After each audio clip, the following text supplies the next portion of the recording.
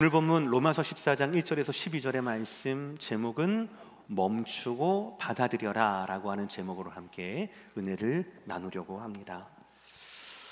우리는 살아가면서 좀 나와는 다른 분들의 어떤 성향, 그분들의 선택, 이런 것들을 보게 되면 자연스럽게 우리 안에 그거를 판단하게 됩니다. 특히 교회 안에서 그럴 수가 있어요. 내가 드리는 예배의 태도와 이 사람의 예배의 태도가 조금 다를 때, 내가 하는 기도의 모습과 또 저 사람이 하는 기도의 모습이 좀 다를 때, 찬양할 때 반응이 다를 때, 이럴 때 있지 않습니까? 이렇게 나와 다르면 우리는 속으로 이렇게 생각을 합니다. 왜 저 사람은 저렇게 행동할까라고 얘기를 해요. 근데 이 말은 뭐예요? 저건 좀 이상한데 이렇게 하는 게 맞지 않나? 즉 나처럼 하는 게 맞지 않나? 라고 우리는 자기 중심적으로 다른 사람을 판단하게 됩니다. 이거는 좀 자연스러운 일일 것 같아요. 아마도 이런 마음은 우리가 자라온 환경, 우리의 익숙함에서 비롯된 것 같아요. 우리의 경험과 그 익숙함에서 나오는 그 어떤 것이 기준이 되어서 그 기준을 가지고 살고 있다가 기준에 못 미치는 사람이나 그 기준을 넘어서는 사람을 보면 왜 저러지? 라고 우리는 흔히 생각을 하고 판단을 한다라는 것이죠. 자, 이제부터 여러분들 표정 관리를 잘 하셔야 합니다. 고개를 심하게 끄덕이거나 아니라고 하시면은 안 되는 겁니다. 저 멀리 다른 나라의 어느 교회의 모습을 제가 말씀을 드릴 거예요. 예를 들면 이런 겁니다. 어떤 분들은 기도할 때에 그래, 하나님 앞에 나는 진지하게 기도해야 해 라고 하는 습관이 들은 분들이 계셔요. 그래서 진지한 기도, 눈을 꼭 감고 가슴에 손을 모으고 소녀처럼 기도하는 그런 기도가 하나님께서 원하시는 기도라고 생각하고 기도하시는 분들이 계십니다. 또 어떤 분들 중에서는 기도라고 하는 것은 하나님께 자연스럽게 드리는 기도가 최고지, 왜 하나님은 내 아빠니까, 그러니까 기도할 때도 하나님 앞에 어떤 형식이나 이런 것보다 운전할 때도 하나님 이건 어떻게 생각하세요? 이건 아니지 않습니까? 이렇게 하나님 앞에 기도하는 그런 자연스러움을 추구하는, 그게 익숙하신 기도의 모습이 있다라는 것이죠. 여러분, 진지한 기도, 자연스러운 기도, 둘 중에 하나가 틀린 기도일까요? 한번 생각해 보시기 바랍니다. 이렇게 하지 마시라고 했어요. 네. 또 어떤 교회에서는 예배 때 또 이런 다른 모습이 드러나기도 합니다. 찬양할 때에 어떤 분들은요, 찬양은 은혜로운 찬양, 내가 빠져드는 찬양, 이것이 찬양이지 라고 해서 막 눈을 감고 손을 들고, 어떤 분들은 막 제자리에 복도나와서 춤을 추기도 하고, 그렇게 다윗처럼 찬양하는 그런 모습, 나도 잊어버리고 하나님만을 바라보는 그런 은혜스러운 찬양의 모습이 진짜 찬양이다, 이거에 익숙한 분들이 계십니다. 그런 교회가 있어요. 근데 어떤 교회에서는요, 깊이 있는 찬양과 깊이 있는 예배, 파이프 오로그램 반주에다가 찬송가에다가 엄숙하고 꾹꾹꾹꾹 눌러서 내 저 마음 깊은 곳에 있는 깊이 있는 찬양이 하나님이 원하시는 찬양이다 라고 예배하고 그런 교회들이 있습니다. 여러분, 은혜로운 찬양, 깊이 있는 찬양, 이 둘 중에 어느 것이 더 진짜 같고 어느 것이 더 영적으로 느껴지십니까? 둘 중에 하나 잘못된 게 있나요? 그렇지 않거든요.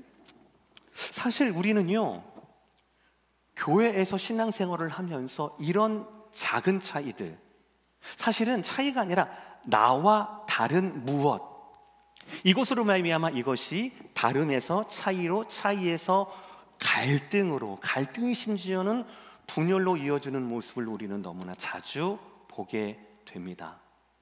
놀라운 사실은 이런 일이 지금 우리 시대에만 일어난 일이 아니라 2000년 전에도 일어났다라는 거예요. 사도 바울이 개척했던 교회들에서도 이런 차이점을 용인하지 못하고 품지 못하고 그것이 갈등으로 드러나는 일들이 왕왕 있었다라는 말씀이에요. 특별히 그것은 그들의 구조에서, 어떤 교회의 구성원의 그 구조에서 비롯된 것이었습니다. 그러니까 초대교회에는 두 가지 부류가 있었어요. 한쪽은 바로 뭐냐면 어릴 때부터 유대교에 익숙한 분들, 유대교 출신 그리스도인이 있었습니다. 그러니까 이분들은 어릴 때부터 주님의 날, 부활, 십자가, 복음, 이것보다 율법에 익숙한 거예요. 안식일에 익숙한 겁니다. 율법을 지키면 하나님이 나를 상 줄 것이고 율법을 어기면 나는 좀 위험해, 나는 무서워, 이런 것에 익숙한 분들이에요. 그런 분들이 복음을 받아들이고 성도가 된 겁니다. 이게 한 부류가 있어요. 다른 한 부류는 어릴 때부터 유대인이 아니에요. 이방인이에요. 헬라인입니다. 로마 사람이에요. 고린도 사람입니다. 그 이방인 중에서 복음을 받아들이고 교회 안에 들어온 분들이 계십니다. 이 복음이 너무나 위대해서 이분들은 야훼를 몰라요. 하나님만 알아요. 예수님을 통하여 보게 된 하나님 복음만을 아는 겁니다. 그러니까 이분들은 율법을 잘 익숙하지가 않습니다. 할례? 그게 뭐예요? 안식일? 그게 뭔가요? 라고 하는 분들이 이런 분들이에요. 이분들은 구원받은 그 감격, 그것으로 말미암아 자유함을 누리고 자연스러운 찬양과 기도를 했던 분들, 그런 분들이 바로 이런 분들이었습니다. 다름이 있었는데 이 다름이 늘 갈등을 일으키는 겁니다. 그 갈등 가운데 사도 바울이 오늘 말씀을 우리 가운데 주시는 거예요. 원칙은 뭐냐면 오늘의 제목입니다. 오늘 제목 꼭 기억했으면 좋겠어요. 다시 한번 오늘 제목 띄워주시겠습니까? 시작. 나와 다른 누군가 판단하는 마음이 있을 때 어떻게 해요, 여러분들? 멈추고, 그 판단을 멈추고 뭘 받아들여요? 형제를 받아들여라, 다름을 품어라라는 말씀이 바로 오늘의 말씀입니다. 그래서 오늘의 말씀은 사실은 우리가 어떻게 교회를 사랑해야 할지, 우리가 어떻게 하나님의 사람들을 사랑해야 할지, 형제를 사랑해야 할지를 우리에게 주는 너무나 귀한 말씀이다라는 것이죠. 세 가지 원리입니다. 첫 번째, 시작. 비판을 멈추고 사랑으로 받아들여라 라는 말씀입니다. 바울은 로마서 14장 1절을 시작하면서 아주 귀한 원리를 우리에게 허락하십니다. 1절 말씀이에요. 시작. 믿음이 연약한 자를 너희가 받되, 그의 의견을 비판하지 말라라는 말씀으로 이어지거든요. 일단은 믿음이 연약한 자를 너희가 받아라 라는 말씀이에요. 근데 여러분 1절, 2절, 3절 말씀을 보면 흐름이 굉장히 흥미롭습니다. 우리가 생각할 때 믿음이 연약한 사람은 어떤 사람 같습니까? 우리가 생각하기에 믿음이 연약한 사람은 마치 새가족 같지 않습니까? 새신자 같지 않습니까? 복음이 좀 약간 뭐라고 할까요? 너무 좋기는 하지만 복음이 좀 익숙하지 않는 분들, 이런 분들을 우리는 믿음이 연약하다라고 우리는 속으로 생각하고 있지 않습니까? 그런데 말씀은 그렇게 얘기하지 않습니다. 2절을 보시면 어떤 사람은 모든 것을 먹을 만한 믿음이 있고, 노란색 시작. 여기서 말하는 믿음이 연약한 사람은 누구예요? 편식쟁이에요. 영적 편식쟁이에요. 좀 설명이 필요합니다. 2000년 전 초대교회 시절에 지금처럼 큰 농장이 있는 것도 아니고, 그 고기를 배달할 딜리버리 시스템이 있는 것도 아니고, 배달한 고기를 마켓이나 아니면은 여기에서 또 우리 가정에 각 가정 냉장고가 있어서 일주일에 한 번, 한 달에 한 번 코스코 가서 고기를 쟁여놔서 고기를 먹고 싶을 때다 먹을 수 있는 시대가 아니었습니다. 그거는 한 50년도 안 될걸요, 아마도. 그렇죠? 2000년 전에서 고기를 먹는다, 이게 금방 상하니까요. 고기를 먹는다라고 하는 것은 대부분 이 고기는 분명히 아마도 이방 신전에 바쳐진 제물일 경우가 많았어요. 이 고기라고 하는 것이. 고기 좀 먹어보려면 반드시 시장에서 고기를 사는데, 이 시장에 유통되는 고기 대부분이 바로 우상에게 바쳐졌던 고기였다라는 거예요. 그러니 이 고기를 봤을 때, 고기를 먹을 때 고린도 교회의 두 사람, 이 두 부류에게 있어서는 어떤 의식이 들까요? 어떤 해석이 들까요? 두 가지일 겁니다. 어떤 사람은 이거는 우상신전에 바쳐진 거야. 여러분 지금은 아니시겠지만 예수 믿은 지 오래됐으니까, 여러분 갓 결혼을 하셨거나 어릴 때 제사를 참석해 보셨나요? 참석하셨겠죠? 그렇죠? 제사밥 잘 드셨습니까? 꿀떡꿀떡 잘 넘어가시던가요? 좀 복음을 알고 난 다음에는 그 이게 제사밥의 제사상이라고 하는 거 좀 꺼리끼지 않으셨나요? 저도 굉장히 좀 꺼리꼈어요. 저희는 저희 아버님이 형제 중에서 맨 막내이기 때문에 제사를 드리진 않았는데, 가까운 곳에 있는 큰아버지 댁에서 제사를 드리게 되면 아버지가 저를 데리고 이제 거기 버스를 타고 꼭 12시에 드리더라고요. 예. 근데 저는 12시까지 안 자려고 하다가 꼭 잤어요. 그래서 큰어머니한테 맨날 제가 좀 깨워달라고 말씀드렸거든요. 왜냐하면 그전에는 제사 음식을 저도 좀 싫어했어요. 좀 어릴 때부터 모태 신앙이었기 때문에 저거는 좀 왠지 누가 먹고 남은 것 같기도 하고 좀 왠지 제사 음식은 다 식어가지고 맛도 없는 것 같고 막 그러더라고요. 그런데 약과를 먹고 난 다음에는 제사 음식이 확 땡기더라고요. 저는 그 제사 음식에 올라가는 약과는요, 문방구에서 슈퍼에서 파는 그 얇은 약과가 아니에요. 비닐에 있는 약과가 아니에요. 굉장히 두툼하고 되게 예뻤어요. 잣도 있고 깨도 있고 막 그랬거든요. 근데 그 약과를 먹고 난 다음에 제사가 기다려지는 거예요. 저한테는 제사 음식이라는 것을 알고 나면 어떤 사람들이 꺼려질 겁니다. 내가 복음을 알지만 이것은 우상에 드려진 거 아니야? 이거는 하지 말아야 되는 게 아닌가? 라고 하는 그런 생각을 가지게 되죠. 이것도 어쩌면 면에서는 자연스러운 일입니다. 그렇죠, 여러분들? 왜 안 그런 척 하세요? 여러분들 다음 주에 여러분들 특별 반찬으로 잡채가 나오는데 제사 음식이라고 하면 여러분들 저 욕하실 거 아니에요, 그렇죠? 어디 갖고 올 게 없어서 잡채를 갖고 오냐고 그러시지 않겠습니까? 우리 마음 가운데 자연스럽게 그런 마음이 들 수가 있어요. 그러나 다음은 뭡니까? 아니 이게 이게 어떻게 우상이 없는데, 우상의 실체가 없는데 우상이 갔다 왔다 하더라도 이게 어떻게 우상에 속한 음식이 될 수 있느냐? 이거는 우상 제물이 아니라 이거는 음식이야, 먹어도 돼 라고 하는 사람이 있을 수 있잖아요.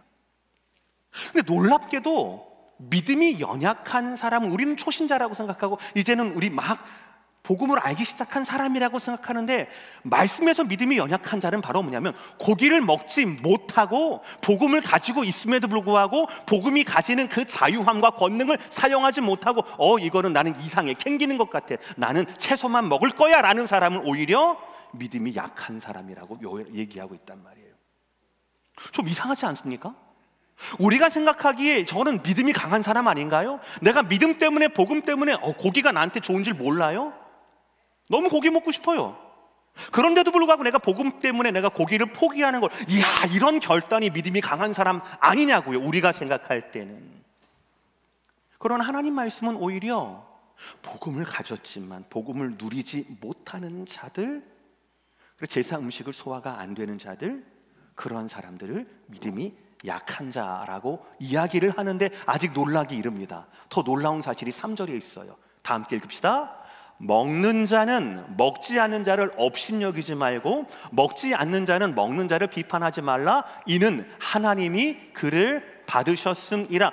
우리 생각에 믿음이 강한 자가 있고 믿음이 약한 자가 있다라고 한다라면 15장 1절을 보시면은 사도 바울은 믿음이 강한 우리가라고 이야기를 하거든요. 고기를 먹을 수 있는 우리가 믿음이 강하니라. 우리 14장에는 믿음이 강하다는 얘기가 안 나와요. 약하다는 이야기만 나오죠. 그러나 14장과 15장 모두를 보면 결국 고기를 먹을 수 있는 사람, 복음을 가질 뿐 아니라 복음으로 말미암아 자유한 사람을 믿음이 강한 사람이라고 하고, 복음을 가졌지만 자유함이 없는 사람, 아직도 우상이 복음을 이길 수 있지 않을까? 좀 복음 안에 꺼리낌이 있지 않을까? 내가 조심해야 되지 않을까? 라고 하는 사람을 믿음이 약한 사람으로 친다라면, 놀라운 사실은 바로 뭐냐면 보통 목사들은 뭐라고 얘기합니까? 믿음이 약한 사람이 있으면 야, 정신 차려, 믿음이 강한 사람으로 자라가야지 라고 도전을 할 거예요. 그런데 오늘 로마서 14장의 말씀의 흐름은 그렇게 말씀하고 있지 않습니다. 믿음이 약한 사람을 향해, 야, 너 왜 복음을 믿으면서 복음을 내가 신뢰하지 못하는 거야? 전적으로 복음을 견고하게 서지 못하는 거야? 정신 차려, 고기도 먹어봐, 이렇게 말하지 않아요. 그 사람에 대한 시시비비를 따지지 않습니다. 그 사람이 가진 신앙의 전도를 정죄하지 않습니다. 판단하지 않습니다. 평가하지 않습니다. 한 가지밖에 없어요. 서로에 대한 태도예요. 업신여기지 말라, 비판하지 말라라는 거예요.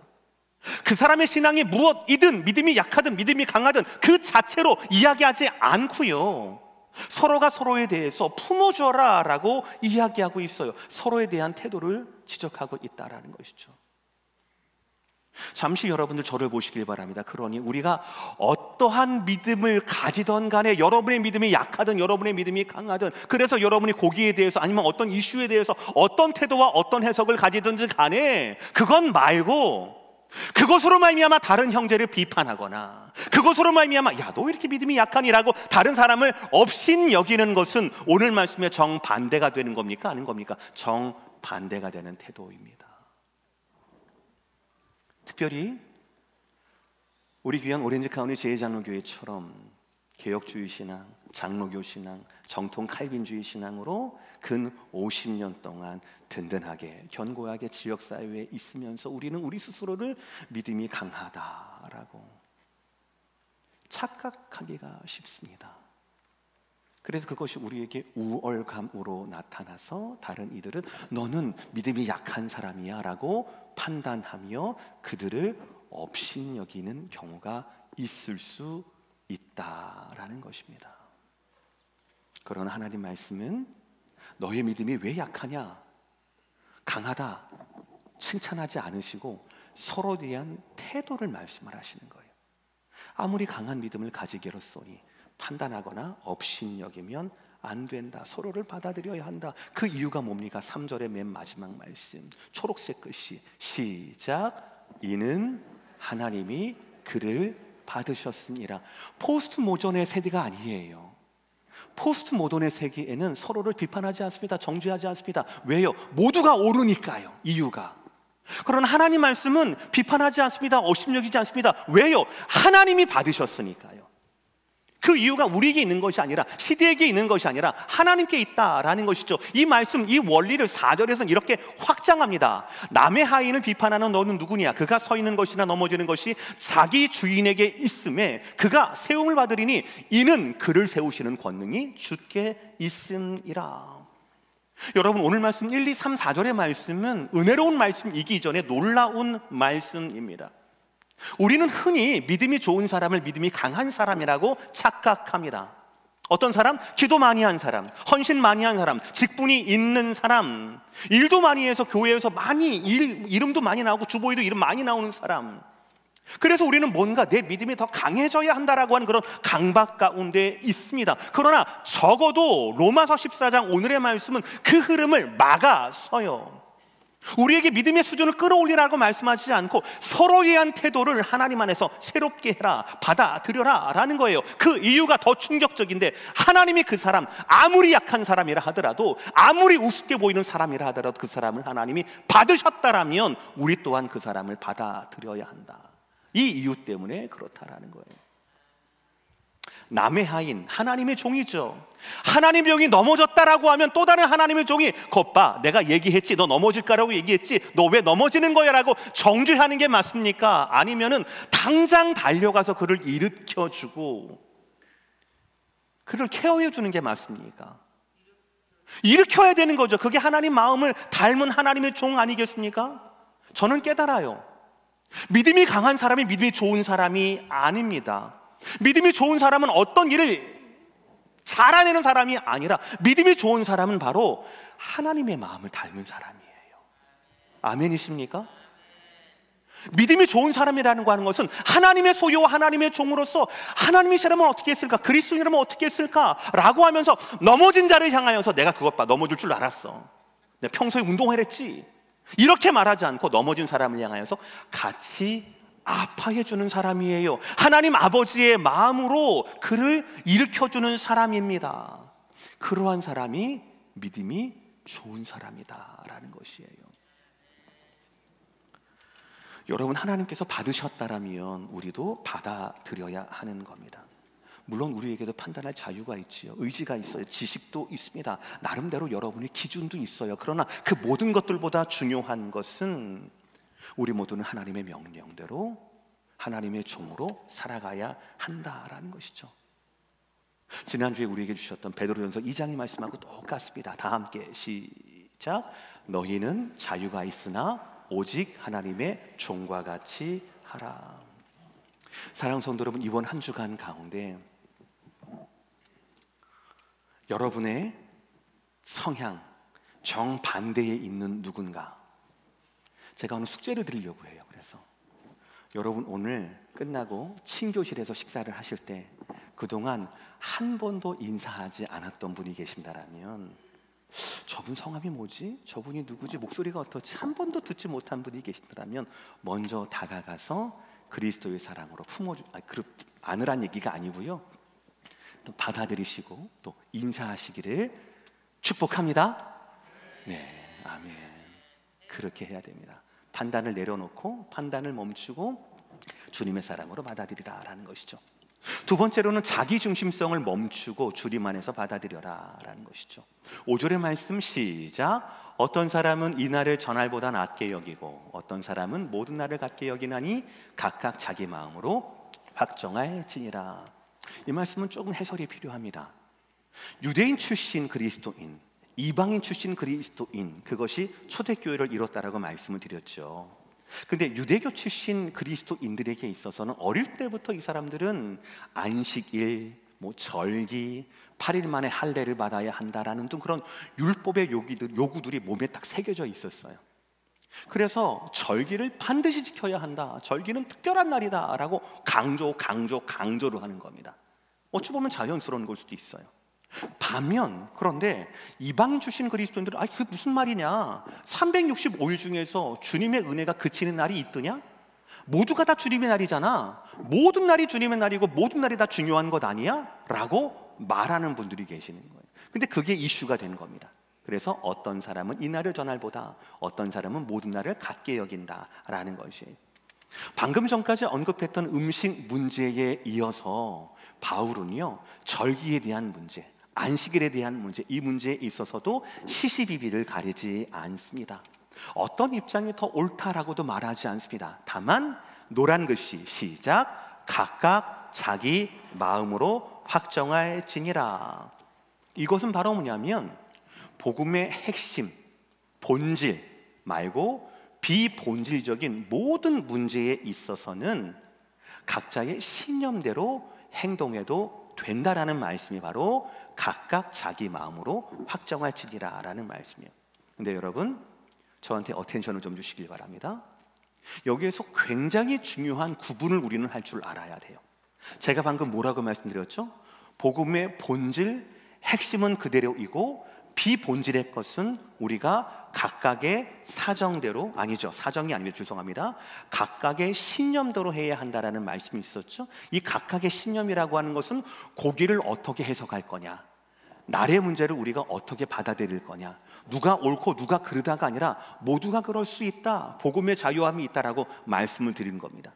그런데 우리는 마치 비본질적인 것을 향한 이 복음의 자유함이 마치 우리의 복음의 핵심까지도 그럴 수 있다라는 그런 유혹을 받습니다. 아직은 이해가 안 되시죠? 설명을 좀 드릴게요.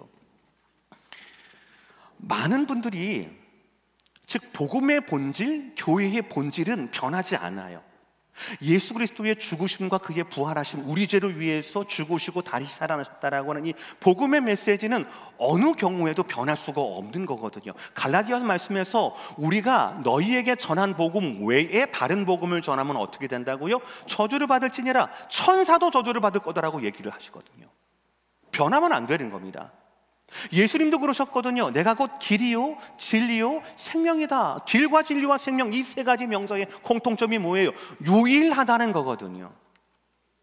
예수님은 저와 여러분 유일한 구원자이십니다. 믿으십니까? 이게 변할 수는 없는 거예요. 교회는 무엇입니까? 교회는 천국의 그림자여야 합니다. 교회는 하나님 말씀이 선포되는 곳이어야 합니다. 교회는 유일하게 천국을 향한 문이 되어야 합니다. 열쇠가 되어야 합니다. 그래서 교회의 본질은 말씀을 전하고 가르치며 예비하며 전도하고 선교하는데, 이것이 바로 교회의 본질이에요. 이것이 변할 수는 없는 겁니다.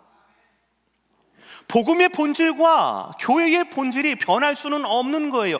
다만 그 복음의 본질을 품고 어떻게 살아내느냐, 교회의 본질과 교회의 목적을 품고 어떻게 그것을 풀어내느냐, 이것에는 차이가 있을 수 있다라는 거예요. 어떤 사람은 그래서 고기를 먹고 어떤 사람은 고기를 먹지 않을 수 있습니다. 어떤 사람은 절기를 중요하게 여기고 어떤 사람은 모든 날들이 주님의 날이라고 말할 수가 있습니다. 같은 흐름에서 중요한 원칙을 오늘 말씀은 제시해요. 6절 말씀인데요, 여러분들 하이라인만 크게 하시길 바랍니다. 나를 중히 여기는 자도, 조금 더 큰 소리로 시작. 중히 여기고 먹는 자도 먹으니 이는 하나님께 감사함이요, 먹지 않는 자도 먹지 아니하며 하나님께 감사하느니라. 할렐루야. 먹고 안 먹고 중요하고 중요하게 여기지 않고 이런 해석을 하고 저런 해석을 하고 이런 전통이 있고 저런 전통이 있고 이것은 중요하지 않다라는 겁니다. 이 모든 것들이 주님을 위하여 하는가라는 것과 주를 위하여서 먹든지 안 먹든지 하나님께 감사하면 된다라는 거예요. 아멘이십니까? 이게 원리예요. 너무 놀랍게도 이 말씀은 지난주 말씀의 맥락과 똑같습니다. 베드로전서 2장 13절 시작. 인간의 모든 제도를 순종하되라는 거예요. 마음에 안 드는 정권이 있을 수 있어요. 마음에 안 드는 제도가 있을 수 있습니다. 마음에 안 드는 세금 제도가 있어요. 나한테 손해만 주거든요. 그럼에도 불구하고 그것을 순종해야 돼요. 왜요? 이뻐서? 아니요. 주를 위하여 라고 말씀하고 있거든요. 인간의 제도를 위해서 우리가 주를 위하여 순종해야 한다면 예배의 공동체인 우리 신앙의 공동체 안에서 발견되는 모든 행동과 모든 다름, 이 모든 것들에도 동일한 원리가 있어야 된다요. 그게 바로 뭐예요? 그것이 주를 위하여라는 것입니다. 잘 들으셔요. 자기 중심이 아니에요. 나를 위하여가 아니라 누구를 위하여? 주를 위하여예요. 그럼에도 불구하고 말씀드렸죠. 복음의 본질, 교회의 본질 말고 다른 비본질적인 것에 행해지는, 놓여질 수 있는 이 자유함을 나를 위하여 사용하는 경우가 많다라는 것입니다. 우리 교회 말고 다른 교회. 아니 모든 날이 똑같잖아요. 모든 날이 하나님을 예배할 수 있는 날이 아니겠습니까? 날 아니겠습니까? 굳이 주일 낮 예배를 그 시간에 그 장소에 가서 예배를 드려야 하느냐? 이건 자유왕이잖아. 나는 하나님을 예배하는데. 이게 주를 위하여입니까? 나를 위하여입니까? 우리는 몰라요. 다른 교회 일이니까 우리는 몰라요. 사역을 함에 있어서 하나님의 부르심보다, 하나님의 영광보다, 교회의 목적인 전도와 선교의 정신보다 나에게 이것이 유리한가 이것이 불리한가를 따져서 그 사역을 선택한다라면 그 중심에는 주를 위하여 선택하는 게 있습니까? 자기 중심성이 여전히 있는 겁니까? 자기 중심성이 있는 것이지요.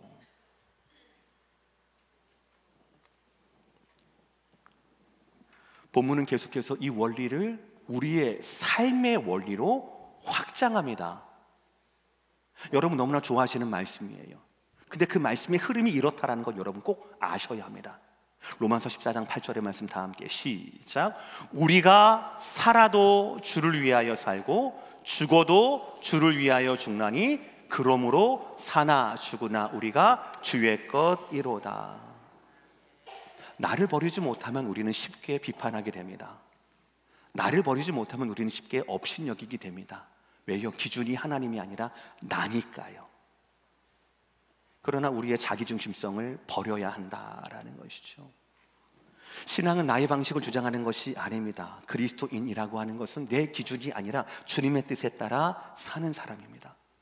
내가 편하다고, 내가 옳다고 고집하는 것이 아니라 모든 것을 주를 위하여 할 수 있어야 하고 그 모든 것이 결국 하나님에 대한 감사로 맺어야 한다라는 것이, 이것이 신앙의 본질입니다. 그러니 우리가 신앙의 실천 방식과 교회 사명의 실현 방식이 우리와 다르다고 해서 그들을 판단해서는 안 됩니다.